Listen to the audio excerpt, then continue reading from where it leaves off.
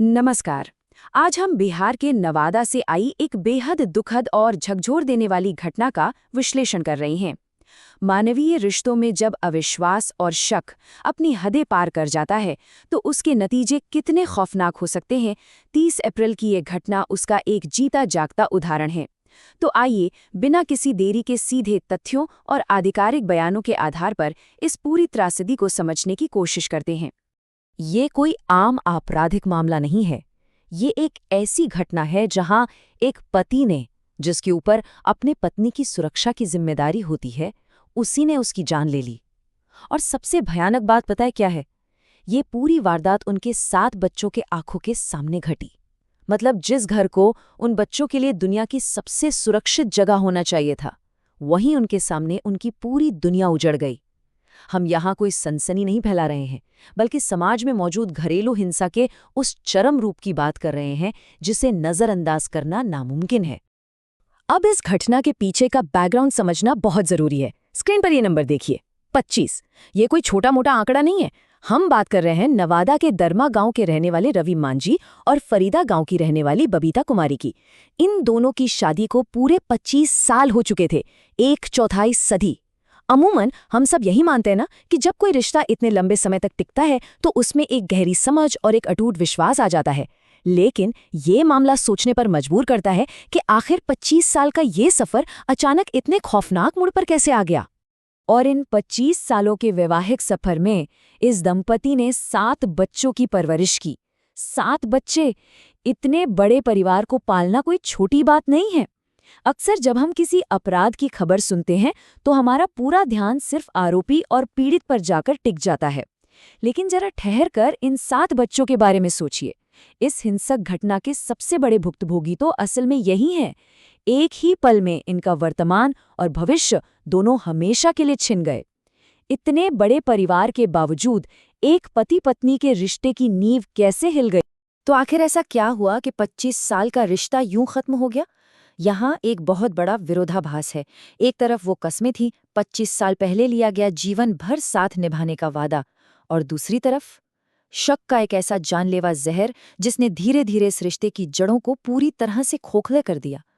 Reports के मुताबिक इतने लंबे साथ के बावजूद उनके बीच विश्वास की जगह इस बेबुनियाद शक ने ले ली थी।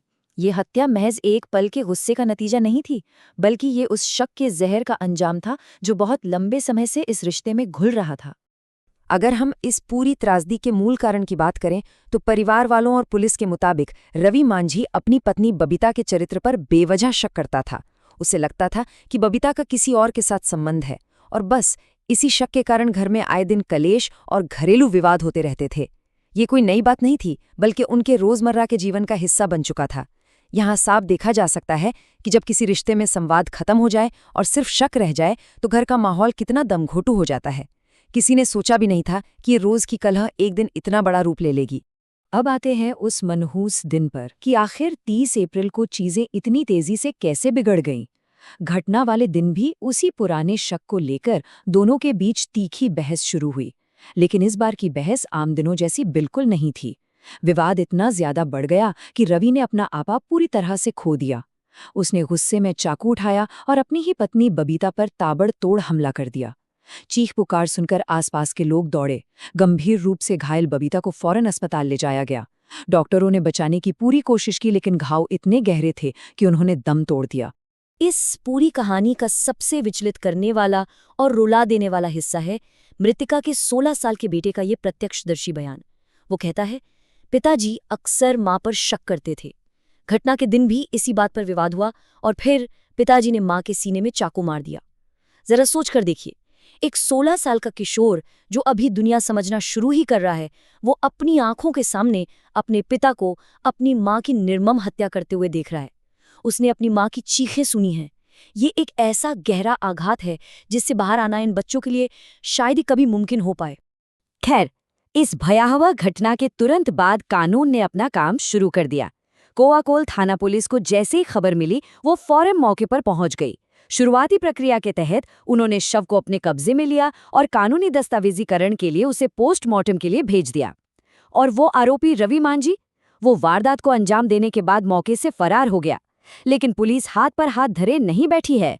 उसे पकड़ने के लिए इलाके में लगातार छापेमारी की जा रही है ताकि अपराधी को जल्द से जल्द कानून के कटघरे में खड़ा किया जा सके। इस पूरे मामले पर प्रशासन का क्या कहना है? हमारे इस विश्लेषण को संतुलित रखने के लिए ये आधिकारिक बयान देखना जरूरी है।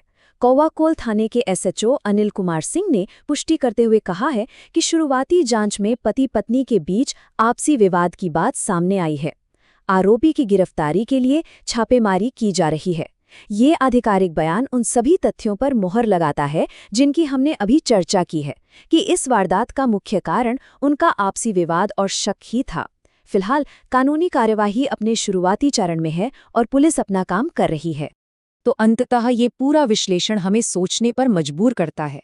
एक बेबुनियाद शक का वो छोटा सा बीज कितने तेजी से 25 साल की पूरी पारिवारिक विरासत को राख कर सकता है और कैसे महज एक ही झटके में 7 बच्चों को अनाथ कर सकता है। ये घटना सिर्फ नवादा की एक खबर भर नहीं है, बल्कि हमारे पूरे समाज के लिए एक बहुत बड़ा आईना है कि घरेलू विवाद और मानसिक अविश्वास के नतीजे कितने खौफनाक हो सकते हैं। आज के इस विश्लेषण में बस इतना ही। इस सवाल पर जरूर गौर कीजिएगा कि एक समाज के रूप में हम ऐसी त्रासदियों से क्या सीख सकते हैं। हम जल्द मिलेंगे एक नए विश्लेषण के साथ। तब तक सुरक्षित रहें और जागरूक रहें। धन्यवाद।